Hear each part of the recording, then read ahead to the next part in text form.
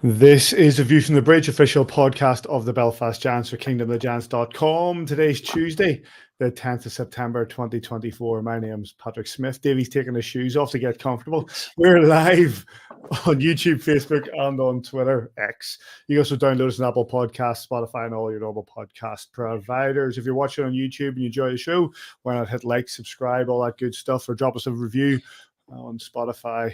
Stuff like that. Feedback's always great. On this week's show, it was a winning start for the Belfast Giants with victories over Dundee and Fife in the Challenge Cup. We'll be talking about them shortly. Bobo Carpenter and Elijah Barriga will join us, each with their own story to tell about beginning this season in Belfast. We're playing Dundee, which we never do. We're playing Dundee again this weekend. And Ben O'Connor will pop by with an insight in the life on Tayside, where he is now. We'll have some dops, some news, usual look ahead to the only home game of the month against the aforementioned Dundee Stars. If you're watching live, I'd like to get involved. There's always the chat boxes if you're watching YouTube and Facebook, and drop us a line on Twitter or X, whatever you want to call it, and we'll keep an eye on what's going on. Mr. Mid-Jimsy, how are you? Comfortable now? You got your shoes off? Got my gutties off, mate. I've had my ears lowered this week, as you can see.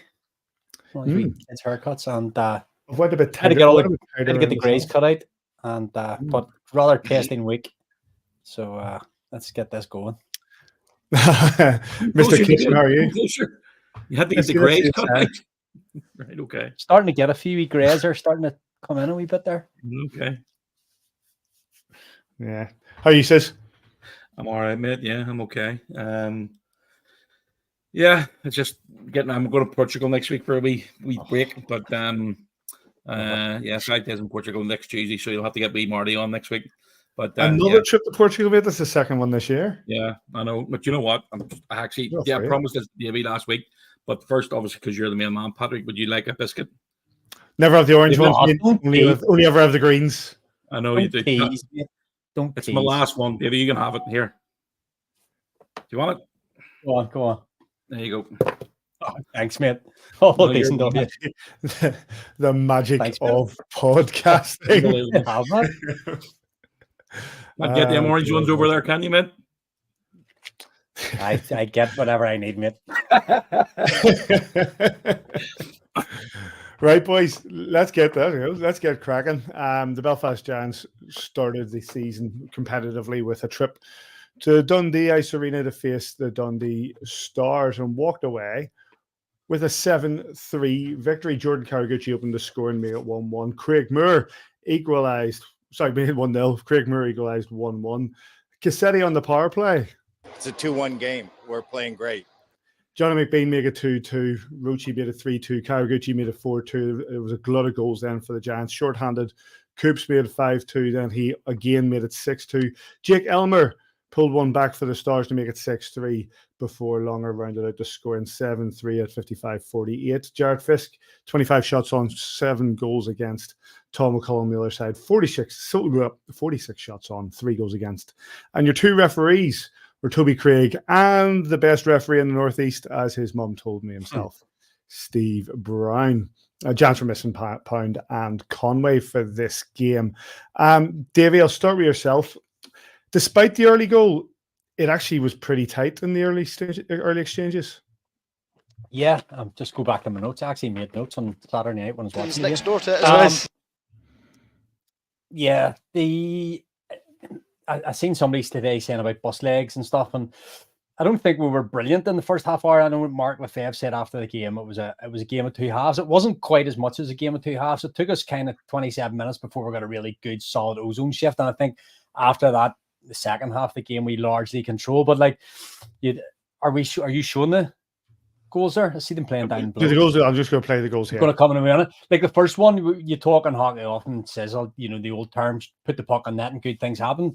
And when it came to Kawaguchi, he didn't really have very much on, and he's just throwing it across the crease and off the back post, and it gets us to 1-0 lead. And I thought that Tom McCullum played very, very well between the pipes with us, kept us in that game at times. Obviously, heavily outshot. We were a lot. It's a right term I'm stretching for here. Says maybe loose. We got soft through soft's the wrong term, but easily got through in the neutral zone. They got into our O zone a lot easier than we would normally, and a lot more than we'd often let an away team. And the the outcome of that was a lot more shots on target than we normally give up. But, scored good goals at good times. We had a few breakaways as well as the day. McCollum, like see his car come up with a few saves for them. But, being heavily outshot for that first half of the game and then going into the second half of the game in the lead is good. Good outcomes. Seen the interview with Adam Keefe possibly after the Fife game where he said he wasn't that concerned about the result, more about the performance. And I think after we got that first 27 minutes under the belt and we sort of then largely controlled the game after that and obviously played pretty well in Fife as well on Saturday night. The outcome of the weekend, 2 good wins, 11 goals on the road will be the positives to take out of the weekend. I think that the statistic, as Davey mentions there, says of us being heavily outshot, nearly the double when you look at the final shot count against McCollum against Fisk. It might have been surprising, but the fact that the Giants then went on to have that glut of goals and pull away is a good reflection on what this team can actually pull out when they're under the cosh. I thought it was a really scrappy match, to be very honest. It sort of reminded me of the third, fourth place playoff game, with all the goals that were going in. And to be very honest, Tom McCollum was excellent. I know he conceded 3 goals, but I thought he was really, really good. They could have been maybe 5 or 4 or 5 2 up at one point. And I thought he'd come up with a couple of really big saves. Even their first goal, that actually I'm pretty sure it came off Mike Lee's stick and bounced over the pad of Tom McCollum. But look, we talk about it. This league and even the Challenge Cup, you want to get off to a good start. You want to get the win. Dundee's not an easy place to go into. We talk about it on numerous occasions over the last few years, and they have had some positive results against us.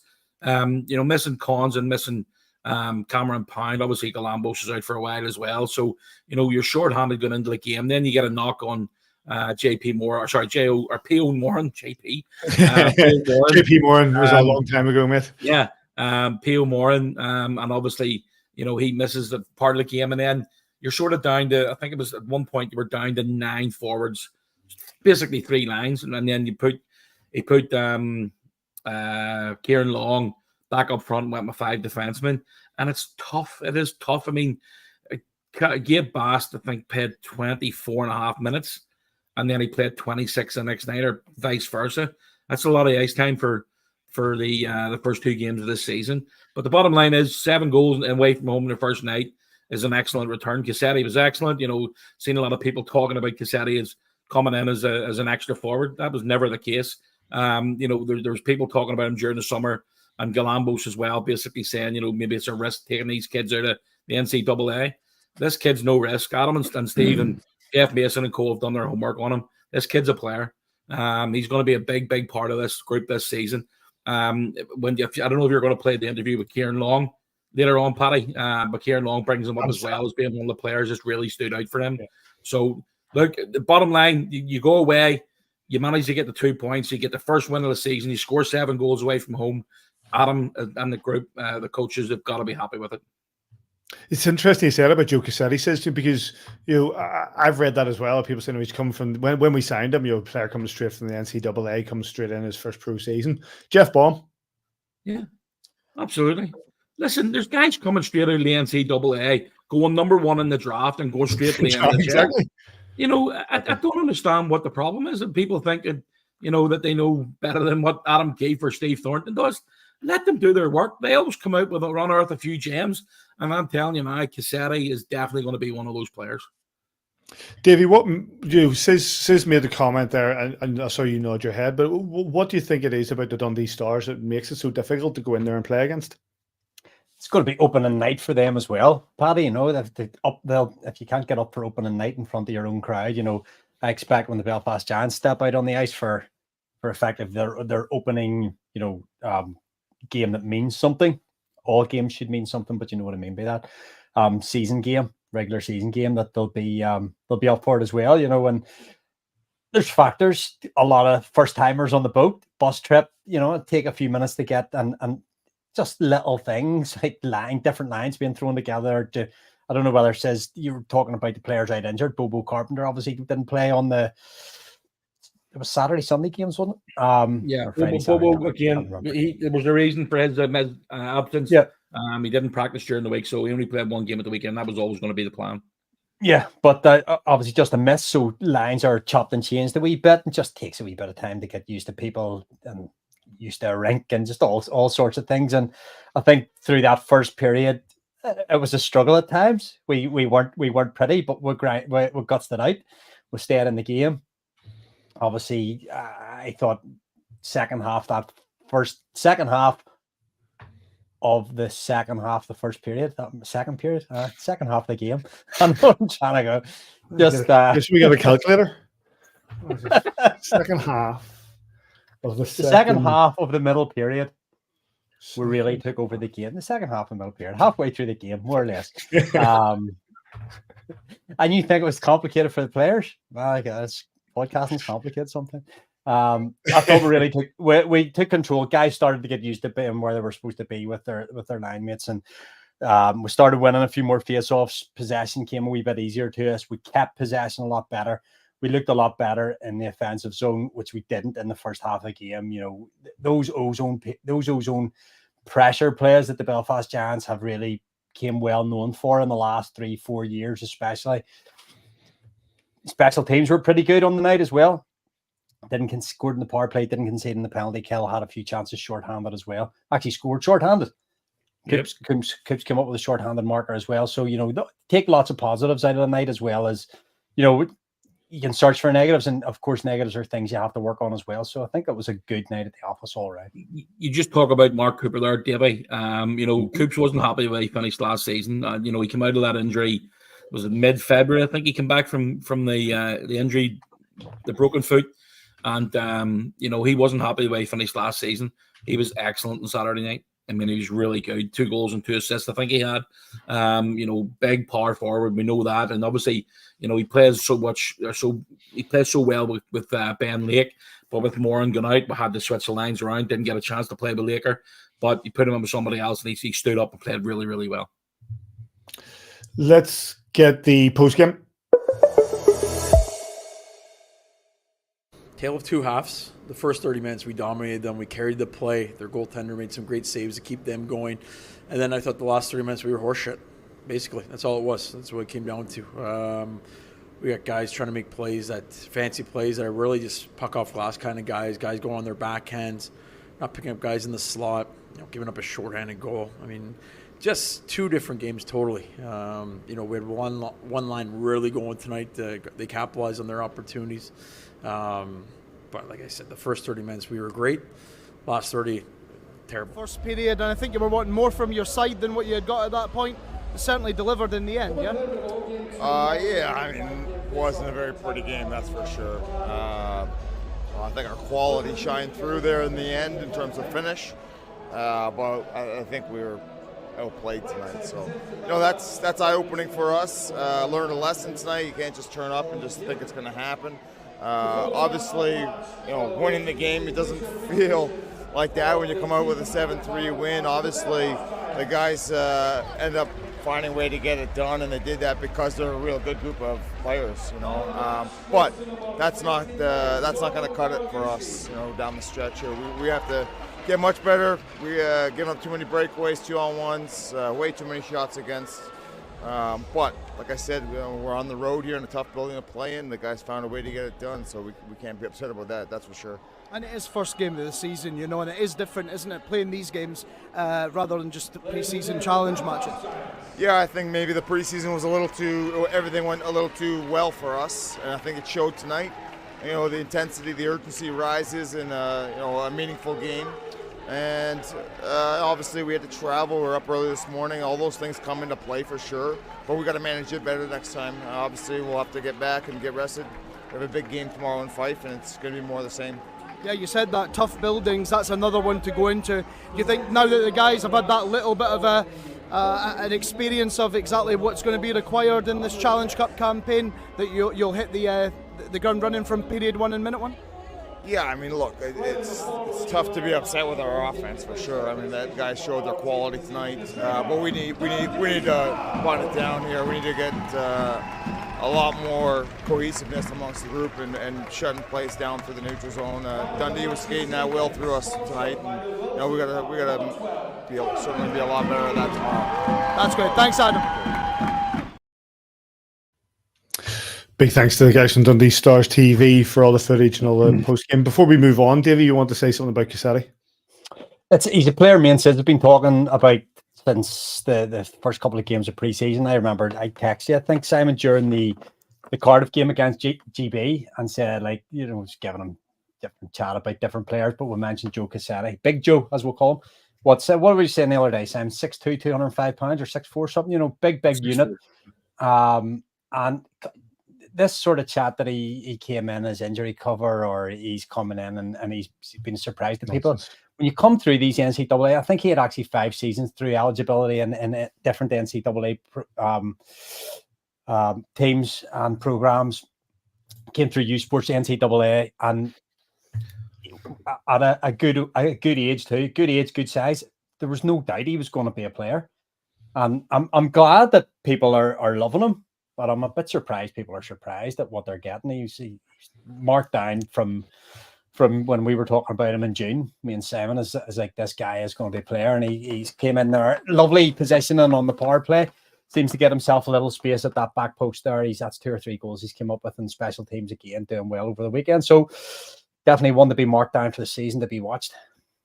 Absolutely. Right, let's batter ahead. We've got Bobo Carpenter waiting in the wings. We're going to bring him in just a second. We're going to crack in, first of all, have a quick chat about this game against the Fife Flyers. It was a 4-2 win for your Belfast Giants. The opening goal coming from Osterberg against his former team. Johnny Curran scores one back against his former team. And then Bobo Carpenter makes it. It's a 2-1 game. We're playing great. Bobo again makes it 3-1. Luca Kyoto makes it 3-2 on a power play, and then Mark Cooper rounds out the scoring to make it 4-3. Shane Owen, 59 shots against, 4 goals against. Jackson Whistle with his first competitive start for the Giants this season, 33 shots against, 2 goals against. Toby Craig again refereeing this one, and Daniel Ferguson alongside him. The Giants were missing Pound, Conway and Moran, but in came Mason Alderson. Says, I'll start with you. Big cry that the first goal was offside, and to be fair, pretty much was. But the Giants were on top in this game. Yeah, again, I think Tom Coolan's got every right to have a shout at that one up. I mean, it was from the angle that we had on the webcast, it looked like it was offside. But listen, you take your luck when you can get it, because it's going to come against us again this season at some point. It looked like it was at least a couple of feet offside. But look at the way that Kyle Osterberg finishes that off. Opens Shane Owen's pads right up and slots it through the 5-hole. Fantastic. But he got the net too easily. If you watch that back again, look at their defenseman. It's just like, you know what? I'm sure you're only 5'4" away you go, and let him go straight through the middle of him. You see him coming off the wall here now, brings it into the net, and then just look at the big defenseman, just lets him go. That's not good enough. Tom Coolan will not be happy with that at all. But great goal, great touch from Osty, and good start to the game. They came back into it. The Fife they played well in their own building, and I thought that at long periods we controlled the game, but they had chances to go ahead. Jackson pulled off a couple of big saves, especially there's one on a breakaway, and the guy sort of fakes as if he's going to make the shot, rolls his stick over the top of the puck, and as if he's going to let it roll in. You can't be doing that. I mean, if you're 5 or 6 goals up, then yeah, go ahead and doing that. You can't be doing that when it's a 1-0 game or it's a 0-0 game. You need to be taking a shot on net and stop being a smartass. So great to see Jackson get his first game of the season for us. I thought he's played really well. I thought with moments of the game where we sort of penned them in their own end a few times, especially in the power play in the second period, and sort of just controlled the game. Come off again. Bobo gets a really good shot here. Just hangs about in the circle, goes top shelf for a second goal of the night. And he looked as if he enjoyed that one as well. But again, I thought we controlled the game, played really well. And again, a 4-point weekend is exactly what you want to get off to start your the season. Davey, Shane Owen got a bit of a battering goal. A high shot count against them. Defensively, they were sort of leaving big gaps for us to move into, and but he stood up well. Yeah, look, Simon's pretty much got nail in the head of how the game was. A little bit of a role reversal from the Saturday night game. We talked earlier in the piece on the Dundee game that I thought we were easy got in their own defensive zone, we allowed the neutral zone a wee bit too easy, and on Saturday or on Sunday night, I think that completely changed. We controlled, especially Sam talks about those long offensive zone shifts that we talked about in the second half of the Dundee game. I think the carryover from sort of halfway through that Dundee game, we took that into Sunday's game right from the get-go, and we controlled 9/10 of the law in all possession. So I thought once you control the puck, you control the game, and we obviously then tilted almost 100 shots on Sunday night. So really, really strong offensive performance, getting down low and it's always very important to get the first one past them. We know that in Fife, you get that early goal. I think Simon, with that sort of offside side, I know the D-men let Osterberg in very handy, but they almost switched off. They were expecting maybe a whistle, but what's the first thing you're taught in football or hockey as a kid? You play until you hear that whistle blowing, and Osterberg tucked it away with great aplomb. The second one, Elijia will play in front. I would just go on from that, and then Bobo's second one. Go ahead, Sam. What did you make of that play there when I think it was Toby called Cassetti for unsportsmanlike? Straight after the goal, there was a slash as well. I don't know what led up to it. I don't know what led up to it. He goes up, he slashed him afterwards.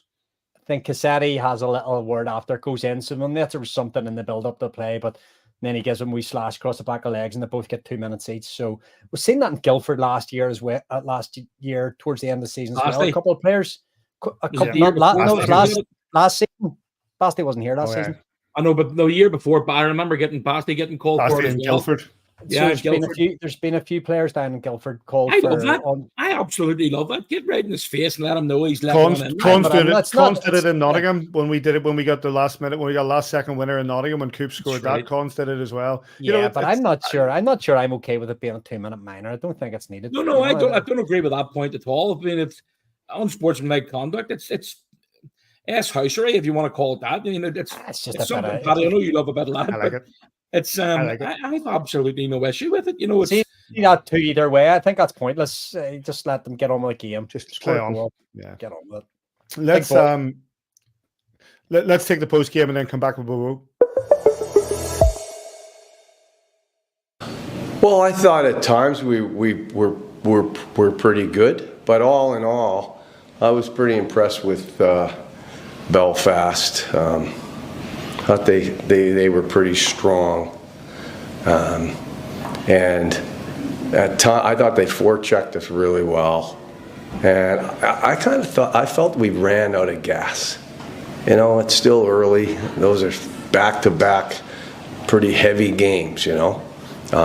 Pretty hard fought, and I think the greater portion of our energy was used last night. And that's why I didn't know. I'm not making excuses. I just think that it didn't seem to me like we had the energy. Our effort, we wanted to do it, but I don't think our legs let us go as hard today as yesterday. Now, Belfast played 2 back-to-back games as well. But we're a team that we need to use our energy, and we have to battle and be able to stay with teams skating wise for back-to-back games, 60 minutes. I thought at times we just were a little bit off, a little bit slower to the mark.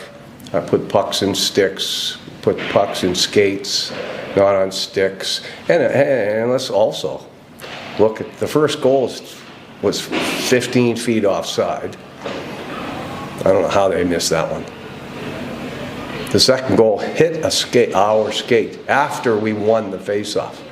We didn't lose the faceoff, we won the faceoff, and then somehow we fumbled the puck, and then they threw it in front and it went in the net off our goalie's skate. Like 2 tough breaks for us right there. So that takes something out of you. When you're up, when it's a 1-1 hockey game, I think it was, and everybody's getting ready to go in for the third period, to get rested and come out and battle it for the next 20, and all of a sudden the opposition scores a goal with 10 seconds left in the period. That takes something out of you psychologically, and you have to overcome that. It's not easy sometimes, though. You still have to overcome it, and everybody handles it differently. But most teams are a little bit on the deflated side when that happens. So, and then they score a third one. So, but we found a way to, get that second. So we're right back in it, and it's a 3-2 game, 1-goal game with 4 minutes left. So that's all in all, that's not too bad against a good club like Belfast, that's for sure. Yeah, I like tonight's game much better than last night's. I'm not really focused on the scoreline, believe it or not. But yeah, I thought the guys were good tonight. I thought we possessed the puck well. Some real good ozone shifts. I think that that takes some momentum swings in our favor. And the good news is, I suppose, we can certainly get a lot better. There's some areas we need to clean up defensively. But put up 7 goals last night and 4 tonight. I think the guys could have had a little more. Obviously, Shane Owen was pretty good. And with our breakdowns, I thought Jackson was great all night for us, and gave us a chance to keep going and finding that insurance marker.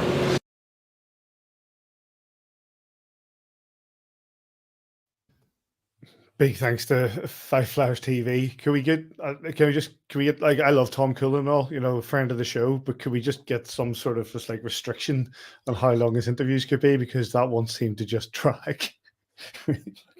Anyway, when you're asked to do the interviews after the game, the league basically put out like a just saying the ref or the coach, coach, what's your thoughts on the game? That's basically all they want to hear, so they can stick out.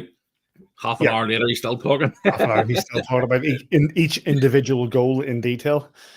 Yeah, we'll have him back on the show. He can give us some great stories. But absolutely. Anyway, let's bat our head. We're going to have our first interview of the show. We're delighted to welcome a man who came in with already winning silverware this year. Delighted to have him here in Belfast. Welcome to View from the Bridge, Bobo Carpenter. How are you doing, mate? How are you? I'm doing good. Doing really well, mate. Doing really well. First of all, you played on Sunday, but give us your assessment of how the first weekend went from your point of view. It was a great weekend, obviously, because of the 2 wins. But it was great just to kind of go up to Scotland and get to know the guys and be together for the weekend. So I think bonding, along the travel and everything goes a long way later in the year. That game in Fife as well. You pick up a couple of goals there. That's a good way to start the season. Yeah, it's always good to start off and kind of get that first one out of the way. I was lucky enough to get 2. We did a good job getting pucks to the net and crashing the net. So that's really only the reason the second one went in. But the first one was a lucky bounce, so I'll take that too. So far, Bobo, there's been planes and trains, but this weekend was your first go on the standing line. How did it all line up, the boys on the bus and on the boat? I didn't know what to expect. I just kept hearing ferry, and I'm like, a bus is going on the ferry, and I was just kind of taking it in stride, and I was very impressed. It was a great trip. I got a little rough on the way back, so a lot of the guys weren't feeling too hot, but it's a great time to get to know the guys. It's comfortable. It's kind of a mini cruise. And this is the best way to describe it. So it's fun. And how's Belfast been for you so far? You enjoying it all right? It's been wonderful. I can't say anything bad about it. It's been just glorious. It's great going to the rink every day and, practicing, working hard with the guys. And then it's also wonderful to, go around the city and get to explore it. I was here for the Friendship for however many years ago. And, we were piled up with our practice and our 2 games, so we didn't really get to go out and do too much besides our North Coast trip. So it's cool actually getting to see all the little details and everything now. Bobo, it's a good segue into your Friendship 4. Captain of BU 2019, coming in to the Friendship 4 in Belfast. BU are coming here in another 11 weeks, I think. I don't even think it's 11 weeks, 10 weeks time. You must be looking forward to seeing a few familiar faces and maybe get a little bit of time with the guys that are coming over. Yeah, it's always nice. I mean, I'm always following them every season, hoping they, do great things. And last year they had a wonderful season and they just came up short. But, the BUA is just to keep trekking along. And I know Coach Pando is doing that there and, leading them to that, end goal that they set. And I know when I played in the Friendship 4, it was a good test to kind of start that and get a little tournament feel. So they should be excited about it, and especially because of how many fans will be in front of them. We had a brief chat earlier on about Cassetti, again coming in first year pro now, getting his first game of the weekend, a couple of goals against Dundee. Obviously, you've played a couple of seasons as a professional now. You success last year in the Kelly Cup in North America, but what's the standard of the IHL like compared to the ECHL? We're being told it's very, very similar, but what's your thoughts on it? It is similar. I think the ice surface changes the game a little bit. The bigger sheets just don't allow as much physical play, so there's a little more skill based here and playmaking, which is kind of nice. Your body takes a little less of a beating, but that's how hockey's supposed to be played, where you're creating new things and having fun out there with your teammates. So I'm enjoying it a lot because I feel like a hockey player and not really like a bumper car in a hockey rink. So that's been really fun so far. It's just going to get better once the guys keep playing with each other. We're talking about Cassetti, and obviously, there's been other players who have come straight out of the NCAA to play for the Belfast Giants. And one of the reasons that we've had Darcy Murphy here, who played over there, I think it's about 16 or 17 players who have played in the Friendship Four have ended up playing for Belfast. Was that a contributing factor? With your trip back in 2019, was that something at the back of your head going, at a great time in Belfast? That's somewhere I really want to play, and obviously it's worked out that way now. It definitely was. I'm thankful for that opportunity because Coach got to see me during my tournament there, and after every season pro, he would message me and keep me in the loop and ask how I was doing and see if I wanted to make the jump overseas. And previous years I wasn't ready. My wife and I didn't feel like it was the right time to jump over until this past one. And, that always stuck with me, that he was so persistent in asking me how I was and sticking with me. So that was a good feeling, just to kind of, being wanted. And now you're probably going to end up, Bobo, as one of those guys that maybe guys on this BU roster this year will come and speak to 2-3 years down the line and go, I've maybe got an opportunity in Belfast. Tell me all about it. Is it a good place to play? Absolutely. I actually was doing that with a bunch of old teammates that played out here too. So if I can help anyone, in any way, because it made me feel much better about my decision and making the jump over the ocean, because it is a scary task to do, being so far away and the different time zones. There's just little things that go a long way that make you feel uneasy. Steve Thornton's never going to pass up on signing the guy from BU anyway. No. Let me take you back a couple of months, Bobo, and to that game against KC that lifts the Kelly Cup. Give us an insight as to what that feels like. It's something you'll never forget. I mean, watching it right now, just kind of, you get a little shivers. Yeah, I mean, at the beginning of the season, everyone has the same goal. Every team does. And, in that moment, you realize you went through all those days, those grueling games and stretches where you're just exhausted and you keep fighting through it. So, to be able to experience that and, complete your goal together as a team is a wonderful feeling. And I'm thankful for all the days that we went through, and, they made me a better player and a better person. So looking back at that brings smiles, and that's something, we'll share forever down the road. You had a great run in yourself as well in that playoff running. Point per game and doing so well. It was you spoke there about making that jump over to Europe. Was there anything in you thought maybe I'd give the AHL another go? There was, you always want to, make it. I mean, obviously my end goal would be to play in the NHL. That's never going to stop being a dream, no matter how old I get. That dream just kind of dwindles the older you get, obviously. But, there just comes a time where you kind of realize, I want to experience a little more and kind of take the opportunities as they come. And I talked with my wife, and we decided that it was time to come over. And, if we want to head back home after a couple seasons or whatever, then we can do that and see what happens. But You never want to pass up a great opportunity like this, and we're very thankful for it.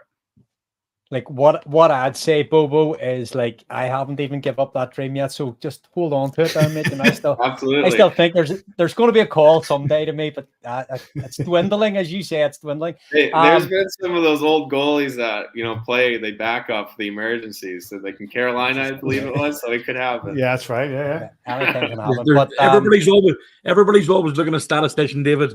That's it, mate. I'll make it somewhere someday, mate. You can get your name on the cup, mate. I'm at the top of the game already here, mate. This is the greatest club in the world already. But Bobo, you were saying it's been a bit of a funny start to the season because obviously we've gone Stars Fife. We play Stars again this weekend, and the way the fixtures have been messed up, we'll play Stars the following weekend, and then we're in the league action. You talk about the big ice pad. We obviously go to Manchester. We play on a tiny ice rink, and then we have away to Sheffield. So we mix and match. 1 week you're on small ice, 1 week you're on big ice. So you'll feel like a bumper car on Saturday night, and hopefully Sunday night you'll have plenty of room. But are you looking forward to this weekend? I am. I've been waiting for this for a while. There's no better feeling than playing in front of the fans, and we got a little taste of it in that preseason game versus Cardiff, where I couldn't believe how many fans came out to a preseason game, because that doesn't happen back in America, where you start the season. So I'm excited for it. I think it's going to be a blast because it's the real deal now. We are pretty close to a sellout for this weekend already. Oh, wow. So we're hoping to just get those last few tickets gone. But yeah, they're very close to sellout. Fantastic. Well, listen, Bobo, we really appreciate your time. Good luck this weekend, and we'll catch up with you soon. Thank you so much. Thank you for having me. Cheers, Bobo. Thanks, mate. Take care. Big thanks to Bobo Carpenter for joining us. We're going to batter ahead. We actually have two lads waiting. I'm going to go, first of all, to Elijah Barriga, back with the Belfast Giants. How are you doing, mate? Can you hear me? Yes, we can hear you. Turn your phone 90 degrees. This one? Yeah. There we go. So, let's take you back a year ago, mate. Obviously not the way anybody wanted to sort of end their season. But you're back with the bit between your teeth and ready to play. Yeah. It's not how anyone wants to start the season, but yeah, no, I'm back. Feeling healthy and ready to go. How did last season? How did you feel last season? Was it one of determination to get back into the game, or because it can't have been easy? Yeah, it was definitely hard. I feel like it was more of a mind thing. It was really mental after getting hurt, but kind of just stuck with it. Did a lot of rehab. Was able to go home, do rehab, kind of just focus on myself and stuff. And yeah, I'm just happy to be back and actually play in Belfast for a full year. And what was your assessment there as the weekend gone by? My assessment on the games, I feel like in Dundee, I don't know if it was a travel or what it was, but we kind of got off to a slow start in the first couple 30 minutes. As I said, half the game we weren't our best, and then kind of we found a groove in the last 30 and kind of played to our structure. And then in Fife, I think we kind of just followed up with that the end of Dundee's game and kind of controlled most of the game. And I feel like Fife only got what they got because of our turnovers. But other than that, I thought so far so good. Elijah, it's lovely to have you back fit and healthy again. It's sorry the way last season ended for you, but in the quirk of fate, 3 of your first 4 games against the Stars, a few familiar faces there, home and away you've got to face against. But you're looking forward to getting stuck into this season after such a long time out? Yeah, I'm excited. Just happy to play again. Like, it's been about almost a year since it happened, so everything happened pretty quick. So I'm just glad to be here and glad to be able to play and kind of do my thing and see what happens. It's kind of like last season almost never happened for you. You didn't really get to settle into Belfast. You were here, you were gone, and probably as you talked about the psychological side of it there, probably didn't really feel a great part of last season. This season you come in, it's almost like a first season Belfast Giant now for you. Yeah, before I got settled in, I got hurt, so this would be like my first season, kind of just settling in and taking it all in, almost like a new player. Kind of know a couple of the guys, obviously, from last year, but yeah, like you said, I was in and out a lot, so just excited to be here to have a full year. Eli, I know how hard you've worked over the summer, and then obviously, after the injury last year, you've come in this year. You know a couple of the guys, but you've also you know a couple of guys who have come in for the first time this year, in the likes of Joe Cassetti and obviously Galambos. Now Galambos, we know, is going to be out for a while, but what's your verdict on that Big Jumbo so far this season? I think he's done excellent. I mean, I think he's embraced the pro life pretty well, and he's been playing good for us. Is there anybody else from the newcomers that have stood out for you? And I mean, you get to watch them every day. I mean, I've said to the boys here that there's certain guys that that are really, really good. But is there anybody that stood out for you in practices this week? Actually, I mean, I don't really know Tom, but Tom he really showed up on his couple last games, and he's been pretty solid for us. And I think the backbone of our team are going to be him and Whisk, and they showed that any of them can play at any given night. Obviously, the way that the fixtures have fallen, and the way that obviously the Clan game being off, we play a lot against the Dundee Stars, a team only too well from a couple of seasons ago. You had a great season with them, scoring 56 points across the season. What were your thoughts when you were at Dundee? What were your memories of playing at Dundee? I enjoyed my time there. I mean, I loved it there, and kind of embraced the culture, embraced the team, and just had a good time. And obviously it was my first year too, so just kind of try to do my thing, and I mean, I guess and play as much as I could, and do the little things every night to just make myself better. That was your first year pro coming out of the NCAA. So did you find it was a bit of a shock to go pro, or was it? Did you think you took it in your stride? Well, the points tally said that we came into this league and you took it in your stride. Yeah, I kind of just took it in stride. Like I think I said, like, I mean, there was no pressure kind of things. Just kind of played and gave it all every night. And I mean, I knew I wanted to go overseas and play.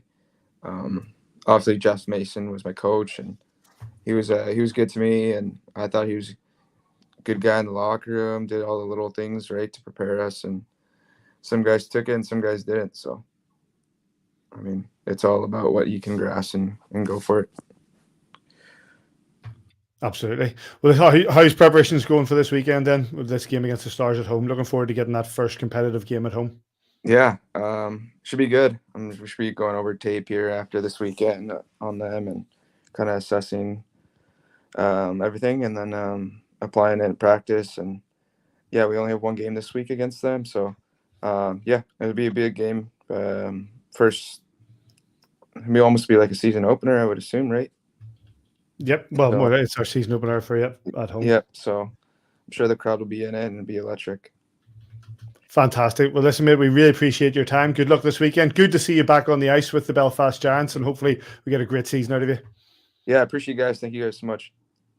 Cheers. Big thanks to Elijah Barriga for joining us. Great to see him back on the ice with the Belfast Giants, especially after how it ended last season. No doubt he's out there to prove a point, and let's see how he gets on. And we are going straight on, lads. We've got another lad waiting in the wings, a man who, if you remember rightly, at one point was potentially going to play for the Belfast Giants, but got a better offer in Kazakhstan, and then went on to do great things at GB. Please welcome now Dundee Star, Ben O'Connor. How are you doing, Ben? How you doing, Patrick? You all right? Doing well, mate. Turn your thing 90 degrees if you can. It'll shoot flick. There we go. Hold on a second. There we go. There we go. Yeah, got. But before we move and talk about the modern times, do you remember that you were lined up to play for the Giants at one point? Yeah, it was Doug Christensen. Yeah, signed with him, and then I was in Canada training and living with family that summer, and got the opportunity to go to Kazakhstan, which was a no-brainer. And Todd Kelman at the time, Doug didn't take it too kindly, and he said, "Nope, you're not allowed to go." on my 200 pound a week in Belfast, and then explained the situation to Todd, and he was like, "Listen, go for it, have fun, enjoy it." And was there for 3.5 years, 4 years. So, it was some good times. I just thought it was my tour about. And Todd rang me, "Simon, can you do me a favor?" I said, "Yeah, what do you need?" He says, "Is there any chance you could pick Ben O'Connor up at the airport, show him around, let him see the good parts of Belfast, let everything, make sure everything's okay, and we're going to get this kid in next year. We're looking forward to it, blah, blah, blah." I show him around Belfast. Next thing I see, he's away to Kazakhstan. I was raging. Well done, Says. Well done, Kinsey, Says. it wasn't you. You looked after me. You always do. No, you always do. No, it wasn't that. I mean, I've lived in Belfast when Toei was playing there. I lived there for one summer when I came back from Kazakhstan, and I love Belfast. I know a lot of the boys there, and at the time it was Todd, and obviously now Steve. I mean, I used to play with Steve in Basingstoke my first year pro. That's how old I am now, but I love Belfast. I love coming to the city. Fond memories with the GB winning gold medal there. It's a great city, and obviously it just didn't pan out back then. But it was fun to look back on. You mentioned about playing with Steve. You actually, and we had him on last week. You played with Mark Lefebvre in Edinburgh as well. So and now you come to Dundee after your season in Guildford. What brought you up to Dundee? Yeah, Mark. I was close friends with him when I played with him. We kept in touch wherever he was coaching. I was good friends with him. And when he was in France, when he was in Denmark, just never kind of panned out. He always expressed interest for me to go and play for him. And just so happened to be this year was the right year. And what they're trying to do in Dundee and the owners and Mark and getting guys on a couple-year contracts and trying to build a core and take the team forward. You must absolutely love a club tracksuit. You've got quite a collection of them now. But how's it feel bouncing about between different clubs and then going back to, well, you have to go back to Guildford, you have to go back to Sheffield or wherever. Was it like going to different clubs that you've been to? Was that a little sneaky jab there? No. I love a tracksuit myself. When you're this old, you get to play for a few teams, all right? But how does it feel like? So you have to go back to Guildford. How'll it be? Yeah, do you know what? It's business at the end of the day. It's the same as any other job or any other player that, at the end of the day, you just want to win for the boys in the dressing room and the team you're playing for. I was in Guildford for 2 years. I was in Sheffield for 6. And,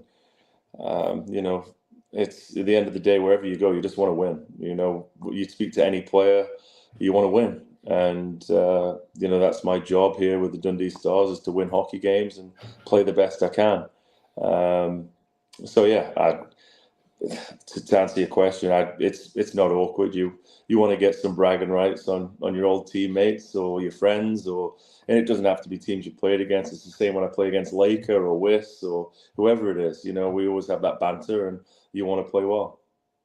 Well, we'll go into another tracksuit then, the red, white, and blue one of GB, because this is something me and Sis talked about the other week. Whenever we were down in Cardiff playing against GB. Laker going in against the Belfast boys into the corner. It looked like a lot of fun of a game, playing against teammates that you don't normally get to play against. Yeah, I mean, it was obviously a difficult situation because the team was kind of mixed up, and there was guys missing. We didn't have a full team. We were missing obviously Ruop, Halby, and Kirky, and Wiss was playing for you guys, and it was just all a bit mismatched. And we were kind of disappointed because I don't think, as far as my tenure with GB, we've never played an Elite League team. So it was kind of disheartening to see the results and how it panned out. We want to play an Elite League team with a full-strength team. I think it'd be a lot more fun. But we were joking about it in the dressing room. And then, of course, after the game, Wiss comes into our dressing room and we're giving him a bit of banter. But you know what? It's great for Cardiff and Belfast to come over and play those games because we needed that preparation before we went to that tournament. So again, it was much appreciated by the boys for sure. Obviously, would have liked 2/3 of us would have liked the result to be better for GB. They're disappointing that we weren't able to make the final, cut the Olympics. Could anything have been different to give us a better chance? Yeah, I mean, I don't think your podcast's long enough to talk about that, and I don't think within my right to say, but it is frustrating, what other teams get, and when they're stacked of NHLers and they get weeks of camp, and that's just always been the GB way. We've got to make the best of what we've got, and that first game against Denmark was a very close game, and it was very well. And I think the second game, maybe tiredness showed through, and their clash maybe showed through a little bit more. But we ended the tournament on a win against Japan, who we're going to be playing against in Romania. So that's a positive to take from it. It's an extra 3 games that we typically wouldn't get, and against a team that's going to be in our group this year. So again, there's a lot of positives to take out from that tournament. And you've just before you go there, Sam, just before you go, there's obviously British players going out the top end towards getting towards the top end of their career, but there's also like some really talented kids coming through the junior sections. There is definitely, what Pete and the program did this year, getting some young guys at camp, I thought was great. It's something that really hasn't been done in past, and I think it's really important. I mean, when I came through, when Dowdy came through, we were all 18, 19 years old. Now, the GB team now is so deep that these kids are 23, 24, and you need to get them involved, because there is going to be quite a few of us in the next couple of years stepping down, and they need to take the helm and go forward. So I think it's really good that they start introducing them into camps, into games, so they know what the culture's like. They understand how the GB setup works, and I think it's really smart what the program's been doing. That was part of my question that he was about to ask. Thanks, Davey. But you've actually, when you look at your career, Ben, you look at I think it's a 7 or 8 EIHL teams. You've got a lot of experience there now, and some of the kids that you've actually had the opportunity to play with. I mean, you talked about Liam Kurt. You played with him in Sheffield, and he's went on to bigger and better things. The kids, I think he's absolutely incredible. But you've also got a couple of kids up in Dundee this year. I'm going to say kids. Garrigan's been about for 4 or 5 seasons now. McBean's coming through. He got a goal against us on Saturday night. A couple of assists as well. Throughout every elite league team, we had this conversation last week about British players getting the opportunity to play. It seems to be one of those things that Dundee have done over the last couple of years. They've given the likes of Garrigan and Chris Ingles, again, he's probably 26, 27 now, but it seems like he's been around forever. And obviously McBean. So you must be, that one of your things that Mark Maffei was brought you in for, I'm assuming, is to rub off on those kids that are coming through and spread your experience. Yeah, definitely. And, those guys are fantastic players, and it just goes to show they're getting the opportunity to play and they're improving. Like you said, you touched on it there, that they were a key part this weekend, playing big minutes and getting points. It's not just they're sitting on the bench, they're actually playing big minutes. And you look around the Elite League now with 16, 15, 16 imports, there's not many British players that are playing over 15 minutes a game. And when you do that week in, week out, you're practicing on a line, you're playing big minutes, you're only going to get better. There's a reason why our national team has gone to Pool A. The Elite League's increased year and year and got better and better, and that's made 99% of the British players that play in our league improve also, which took us to Pool A. It's and that's a credit to the league and credit to the guys that are playing. And again, going back to Carrigan and McBean, again, very good players, very skilled, very capable. And I didn't know too much about them before coming here, just playing against them. But you see them in practice day in, day out. They're good players. Same with Ingy. We've got 6 defensemen. He plays big minutes. And again, you improve when you play. And I want to flip that on its backside and go to the top end of where you've been playing over the last, I know you said about you spent 6 years in Sheffield, and a lot of that time was playing with a certain Davy Phillips. Now, obviously, we know Davy very well. It was great to have him here this year, and he's taken that step down to play, but he's playing at home, and he's going to have an opportunity there playing in front of young Jesse every week, and he's going to get to see his dad playing. But, you must have some stories about Davy that you could share, because I know there's an awful lot that you can't.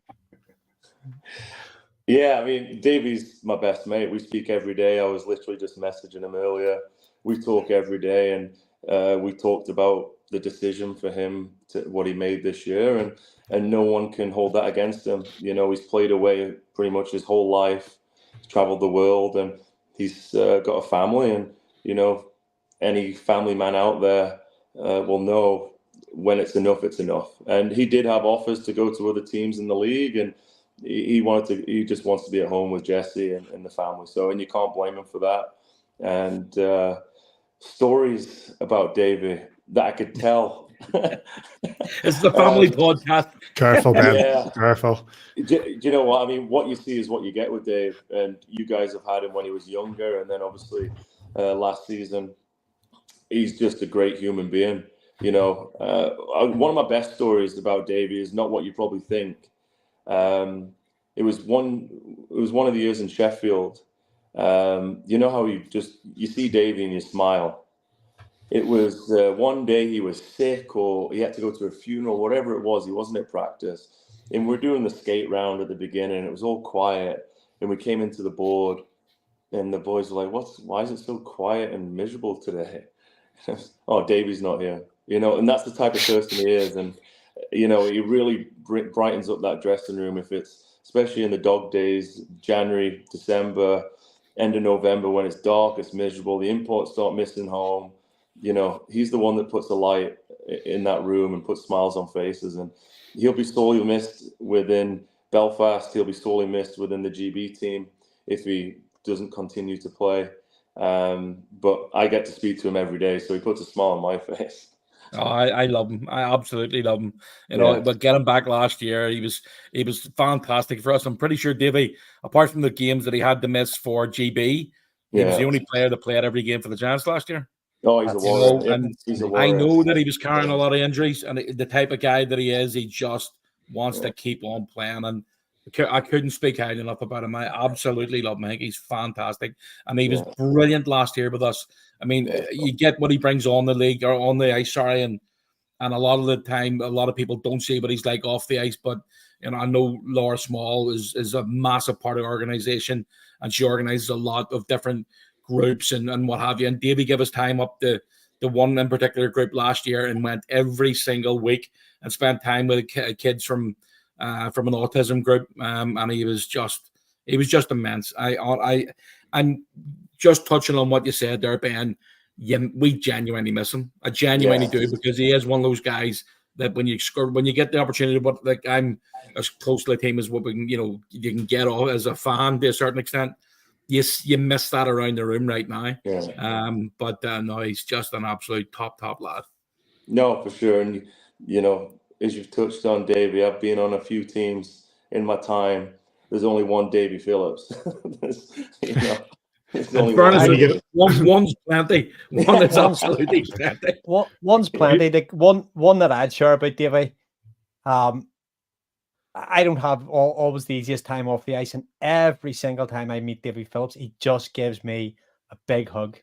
So we're down in Cardiff the other week, he was coming past our locker room, we're in, and he just came in, hug me, you know, and that's just a nice sweet thing that he always did for me. He's just a top, he's just a top. I'm telling you, Davy could write a book, honest to God, and it would be a bestseller. Some of the things that he gets up to just to I think it'd be an 18 plus though, Kitchy. Oh, I don't think it'd be a family book. It would absolutely have to be. I would genuinely go bad. I would basically camp out overnight to get my hands on it. It would be fantastic. He's always been really good to us. Always good to us in the podcast, and he used to just like, I'm not doing anything on Tuesday night, lads. Do you want me just to come on and chat? You know, he'd be candid. He'd be candid. I know this is turning into a big love for Davy Phillips, this podcast, but he'd be candid as hell. You know what I mean? He would not hold back on what he said. The problem is though, you get the imports on, and they give the standard, you know, right answer, and it gets a bit more, you know, mundane, a bit boring. You get Davy on, you know, you're going to have a laugh and have something a bit off the wall. So It was when it was, because sometimes when I'm watching it, or obviously we do it, and then sometimes I might have to go and edit something from this podcast. Some of the things Davey said, I was like, "That's pretty close." I might have like I think at one point we were talking about different rinks around the rinks around the UK, and we were talking about him playing in Manchester, and he says that place should be burned to the ground. And I was like, should I leave that in? I left it in. I'm just repeating it. So, but it's you get that sort of thing. But listen, Ben. A couple more questions before I let you go, because we're enjoying the chat. And not to go back into your extensive career, but of all the places you've played in Sweden, you've played in France, you've played in Romania, Kazakhstan, you had the OHL experience at Windsor and Mississauga and stuff like that. But of all these places outside of GB, where would you go back to play? I think it'd be Kazakhstan. I played in France the year prior to that, and then signed in Belfast. And mentally, I didn't know how to be a pro. Never really worked out how you should do. Worked out, bench press and curls. But as a young Brit, we never really got taught that. We never really expressed that. And it wasn't until I went to Kazakhstan that opened my eyes. We were there 10 months a year, 3-a-day trainings. You wouldn't even touch the ice for the first 5 weeks. And that's what just changed my life, changed my hockey career. And, it was very tough. I was a young 21-year-old, didn't have any ties, but it was fun, and you embrace the culture, you embrace the language. I taught myself Russian, and you've got stories for days of the things that happened over there. And, that was the time in my life, in my hockey career, that was just so special, because again, a young kid, you think you make it, you're playing professional hockey, but realistically, you've got no idea. And going over there really propelled or put me on to another level that I was capable of. So that'd be something that that I look back on fond memories. And of course, very difficult being a long way away from family at Christmas and played on Christmas Day, and things are just totally different. But the stories and it's something that I'm going to look back on, I'm sure, when I retire, and have some fun stories for sure. That's really interesting. And you say you taught yourself Russian. Obviously, you've played in countries where English isn't the first language: France, Romania, Sweden. And then Kazakhstan. Was learning Russian was it voluntary or was it through necessity?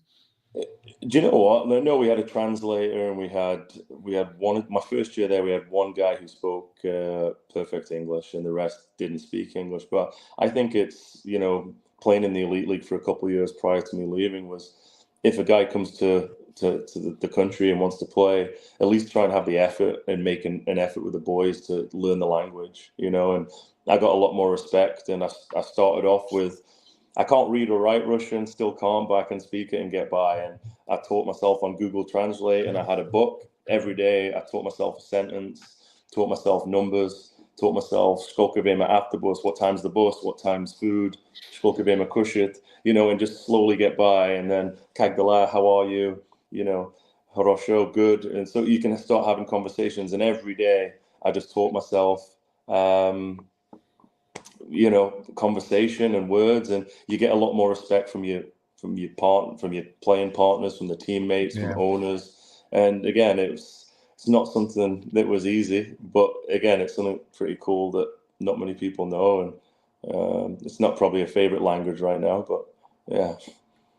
No, it's actually, because you see it across the professional sphere, and you see rugby players like Ronan O'Gara, who's coaching out in France, and he's fluent in French because you have to go. Or when Johnny Wilkinson went and played in France, and he as a captain of Toulon, he taught himself French because he felt that you can't enforce the fact that just because I'm English, I need to speak English, but that's brilliant. Let's bring it back finally to Dundee. Big weekend, to come back in another game against the Belfast Giants. What do you feel that Dundee Stars learned this weekend that will go into next weekend at the SSE Arena? Well, we learned, Belfast is a very good team, and if we make mistakes, we're going to get punished. I think for the first 30 minutes, 35 minutes, we were right there. We were controlling a lot of the game.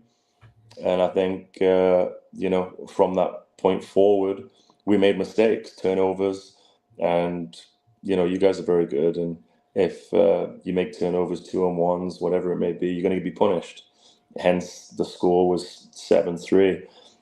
Truthfully, I don't think it was a 7-3 game, but I think it was an eye opener for us that, you know what, if we play properly and play the right way, that we can be right there with you guys.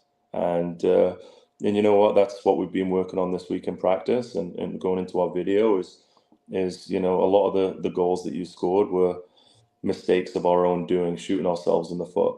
And we know how Kiefer coaches. I've had him for GB. I've known him for years. He's so structured and so disciplined. So, to score 3 goals is very good, but we got to shut down our end too. Listen, mate, we really appreciate your time. Thanks for coming on and having the chat with us. Give our best to Davy. Also, go on, says you want one more?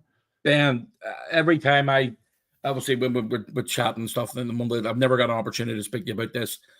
I remember watching the game when you took the penalty shot for GB. I think it was Korea that you scored against.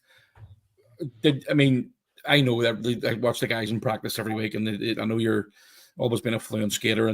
But what made you think that you can get away with doing that in the World Championships and obviously knocking one past the goaltender going up over his shoulder with a move that you did? It was just incredible, and especially in a really important time. You had to score at that point as well. But talk us through that penalty shot, because it was. Hopefully, we'll be able to find it here before the end of the show. And we have a lot of new fans that watch AVFTB, and they might not have seen this before, because I think it was probably. It must be 6 or 7 years ago, isn't it? Oh, maybe and some. Okay, yeah. Maybe and some. Yeah. To be honest, my favorite one now is against Canada that I just scored the last World Championships. That was even better. But no, going back to that, I was playing in Kazakhstan the 2 years prior to that, and the standard move, you go out wide. You open up the hips and you go low blocker. One of the goalies over there said to me, "Why don't you try and go backwards?" And the goalie's got to respect the puck being so far in front of you. And then if you pull it so fast between your legs, it could work. And I started practicing it. And like you said, one of those things in practice you just do. And I got so good at it that it was just like I could do it with my eyes closed kind of thing. And it makes the goalie look silly. The boys get a laugh. And, I've never really taken that many penalty shots over my years, like compared to some guys. But, I see some guys go down and they try and make a deke, and it's just so predictable and boring. And, it's not, who's going to expect that? Who's going to expect me to do something like that? You've probably never seen anything like that before, ever. So I thought, why not? And luckily it went in, because otherwise I would have looked pretty stupid. But when I was in Sweden, Philip Forsberg, he was asking me about it. He was skating with Leksand, and he's the nicest guy ever. So humble, so nice, and so, he's like, can you show me what kind of route to take, like the penalty shot? I'm like, oh my God, Philip Forsberg is asking me how to do this. And I said to him, Joe, I said, hey, if you ever do it in the NHL, you need to give me credit for that. But yeah, pretty cool. Brilliant. It was great. Fantastic. Well, listen, Ben, we appreciate we've taken a lot of your time this evening. We really appreciate having that chat with you. Like I say, give our best to Davy when you speak to him. And what was it, Davy? Paka? Is that it in Russian? Paka, yeah. Paka. There you go. Sladky snow, sweet dreams. Thanks, Ben. See you later, guys. Thanks a lot. Cheers, Ben. Thanks, Ben. Cheers. Big thanks to Ben O'Connor for joining us. That was a great chat. Great guy. Some great stories, and I say great career as well. And he's now with the Dundee Stars. We'll see him at the SSE Arena this Saturday. Few bits of news before we crack on. Next Saturday's game against the Glasgow Clans been postponed to 13th of November due to an issue with the ice plant at Braehead Arena. DOPS.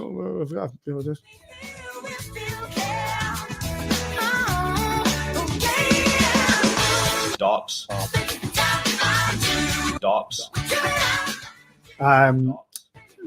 DOPS have stopped doing videos unless there's a 3-game suspension or more. So there's no DOPS video. But Brett Ferguson's been suspended for 2 games for a check to the head of Tyler Hinham. of the Manchester Storm in Altrincham. I don't know if any of you boys saw the actual check. Yeah, It is pretty bad. We'll go on. Says he's got 2-game suspension. Well deserved. I mean, he's got form for it as well. So I think you can't be doing that. The guy reaching for the puck and no, it's a bad hit. He doesn't need to do that. Davy? Anything to add? Yeah, Leslie. It's kind of because it's from the blind side as well. It doesn't help the situation. That not sure exactly how much contact there is to the head, but it's because it's coming. One's going this way, one's blind side. Can't make the hit. It's an unnecessary hit. So we always talk about that. We often talk about that when we talk about these heads hit. Is there a necessity to make it? And I don't think in that case that there was. It wasn't going to alter the outcome of the play, and it put a player into a dangerous situation, and anything in and around the head's going to get punished heavily. And he's had to sit out a couple of games. I think he's probably one down, one to go, maybe, or so. But yeah, so that follows you around, unfortunately. Couple of fines were also dished out. Flyers, Krenslock got one, and Mitch Hurd. Both Krenslock got one for a dangerous trip, and Hurd got one for interference. They're fines for interference. I think this is just because there was an incident at the back end of the Clan Flyers game, and they're just getting fines on the back of that. But like I say, Dops aren't releasing videos now unless it's 3 games or more. So I've seen the interference call, and it's interference in a big way. Yeah. He's done all right. They get a fine, and that's all. A fine for interference? Seems first offense. Yeah. We'll see. Only the Giants, the Stars, the Storm, the Flames, the Flyers, and the Clan began their season this weekend. The other 4 teams continuing with their pre-season exhibition games at home and abroad. But do you know what? I don't get. See, some of them I can understand. See the 2 games. See the game, this Aladdin Cup between Cardiff and Nottingham. I think we had a chat with this, and I think you brought it up as well, Davey, in our chat with Television's Neil Coach Russell. Why aren't they Challenge Cup games? I don't want to hear anyone from either organisation complain about fixture congestion later in the season. Don't want to be hearing it from their nonsense. Fans It's complete nonsense. Why aren't they? They should be Challenge Cup games. Aladdin Cup, my arse. The season starts on a certain date. That's all I gotta say about it. Fair enough. And from those games that were played in the Challenge Cup, the home wins for the Storm and the Flyers on Saturday over the Flames and the Clan, respectively. While the Stars themselves compounded Corey Nielsen's competitive start to the season with a 5-2 win on Sunday, and the Flames split the home Cup series with the Storm taking a 4-3 win at the Spectrum. And in other news, Cole Sanford's back from Germany already, returning to the Devils for another season. I'm not sure if he actually played a competitive game for Carfbown in the DL2, but I'm sure all those at the Kyle Baun Arena are pleased to see him back. There's a few 3-word weekends come scrolling along the bottom. Thanks for everybody for sending those in. The game this weekend is the only game of the month at home for the Belfast Giants, and that is the visit of the Dundee Stars on Saturday at 7 p.m. SSA Arena and Belfast Giants TV if you can't make it to the game. What do you think that we've learned, Says, from that game in Dundee? We've got to play better defensively. I don't think Adam was overly happy with getting so many shots up. I mean, when you talk to Adam, he has so many different bullet points that he likes to sort of tick off after every game, and one of the ones that was conceding, I think, was it 48 or 49 shots from Dundee. That's not something that happens an awful lot against us. We don't get outshot an awful lot of the time either. But Dundee came to play early on, and as Ben said a few minutes ago. So I think it's one of those ones that Adam will want to be better defensively. But again, playing mostly game with 5 defensemen, it's tough, especially the first game of the season, competitive game. We talk about the preseason games, it's all about preparation. When you're playing 24, 25 minutes as a defenseman, it's tough. It really is tough. And again, add in a couple of power plays for them as well. I think they did 4 power plays, and being down defenseman, it's a tough ask. But I don't think it'll be too hard on the boys after Saturday night. And I think you learn a lot from wins, but you also learn a hell of a lot from losses. And Adam will be doing his homework with regards to what happened on Saturday. two weekends of only a single game, Davy. It's we'll the other Clan game will be moved in November, and no doubt we'll go through another period of a lot of games to be played. But from this point of the season, and with players trying to get back, it's not a bad thing, I suppose. There's two ways to look at it. I guess the boys will want to be playing games now, but also there's an opportunity for those bruised bodies and boys that haven't quite got their legs under them yet this season to play one really hard game. There's no excuses now not to put 110 and leave everything out on the ice on Saturday night because you don't have a game on Sunday, and we're going to do that 2 weekends in a row, and through our first, that'll be 3 weekends and 4 games, so great for us, I think. Absolutely. That game, as I said, Saturday 7 p.m. Belfast Giants against the Dundee Stars at the SSE Arena. If you can't get down there, and Sis says it's close to a sellout, so get your tickets quick. It is the only game at home this month, so it'll be October before we face the Devils. I think is the next game in league competition, so it's a few weeks away. Get yourself down there, and if you can't get to it, of course, our good friends at Belfast Giants TV will be all over it. Any other business, my friends? I have a couple. I've just seen the wee Bradley Carlin's in hospital. He's one of the wee bright sparks around the arena that we get to see for home games, and I hope he's okay. So get well soon, Bradley, and I hope to see you back at the SSE Arena very soon. Absolutely, get well soon. I can't remember what the second one was. Anything from you, David? I'm just sending Sis a message. You do yours. I do mine. I don't have one. Just got to ask. I never make one up there on the fly. This is how this works. We've been doing this for a while, mate. We've been doing this 20 years. Make one up on the fly. Make one up on the fly. Looking forward to, I don't know, the game in Manchester in a couple of weeks, because at least that'll probably be the first time I get to see this team play. Are you coming over here? Are you coming over here anytime soon, as in October wise?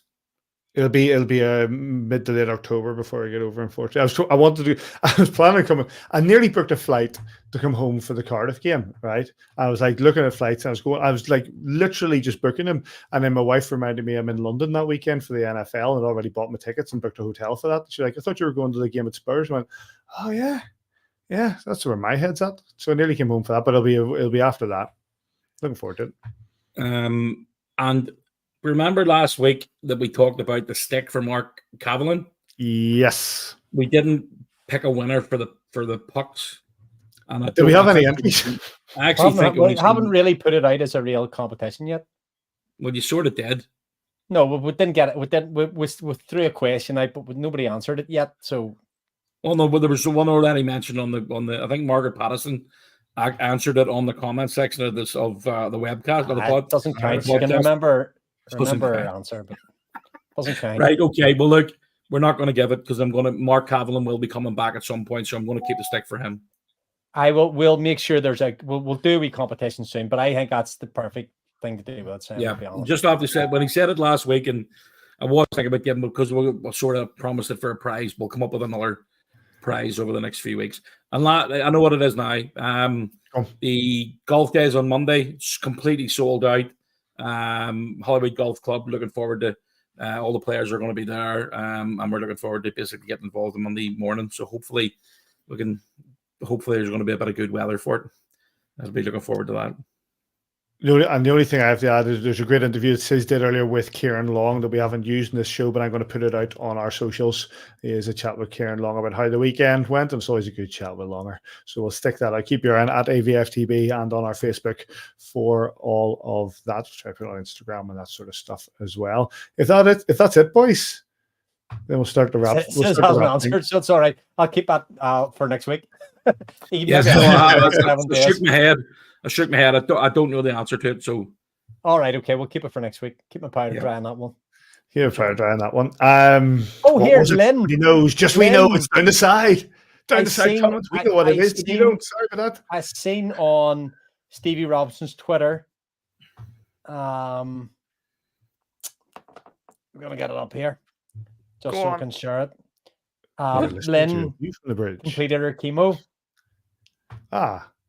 And wanted to just let me get it up here. Just to read the message because it's superb. Great to see her, looking well. Stevie, Bill for me there, Paddy. This is terrible TV. Well, obviously one of the staples around the arena. It's be really absolute... great to hear that she's doing well. She's been part of the organization and working behind the scenes of the organization for years. It's and obviously going through a bit with her chemo, so it'd be great to hear that she's done well with it. So if I can get that up on my phone, it's probably a bit bright there. Where's the camera? There she is. We love to see people ringing that bell, and the message from Steve. Some fantastic news. Lynn has finished her final course of chemo. Never been happier to see a bell rung in my life. A staple around that arena. Says he'll tell you that himself. Makes a great cup of tea. Always has a smile on her face, and it's great to see somebody knock it out of the park. Absolutely. Yep. Well done, Lynn. Well done. Really pleased to hear that. And best wishes to you and everything about it. And with that, good news. We'll start to wrap things up. Big thanks to Bobo, to Elijah, and to Ben O'Connor for coming on and joining us. As I said, the game is on Saturday, 7 p.m. Belfast Giants against the Dundee Stars. You get yourself one of those last tickets down at the SSE Arena. And if you can't, then follow it on Belfast Giants TV. Big thanks to you two gents as always. I guess as you're off now, you'll be disappearing. When do you go? Next Tuesday morning. Next Tuesday morning. We've got the golf on Monday. First thing Tuesday morning. Was it the last time we got you and you jumped in the swimming pool for us? So was that Portugal? That was Spain, wasn't it? That was me sober, by the way, and that bloody pool was freezing. It was Mallorca last year. We jumped in the pool. I'll do it again this year if you want. I was fully clothed. I don't mind. The crack. Listen, enjoy yourself, mate, and we'll see you when you get back, and we'll have a wee chat. We'll see if Marty will come and join us next week. You can get us at AVFTB on Twitter. You can get us on YouTube, Facebook, Instagram, kingdomofthegiants.com, and all those usual sort of spots. And you download us on Apple Podcasts, Spotify, and all that sort of thing. Big thanks to everybody who's been involved. Big thanks to everybody who's been dropping comments and sending us tweets and stuff through the show. Good to see you both, and wherever you are this weekend, we hope you enjoy your hockey, and we'll catch you here next time on A View from the Bridge.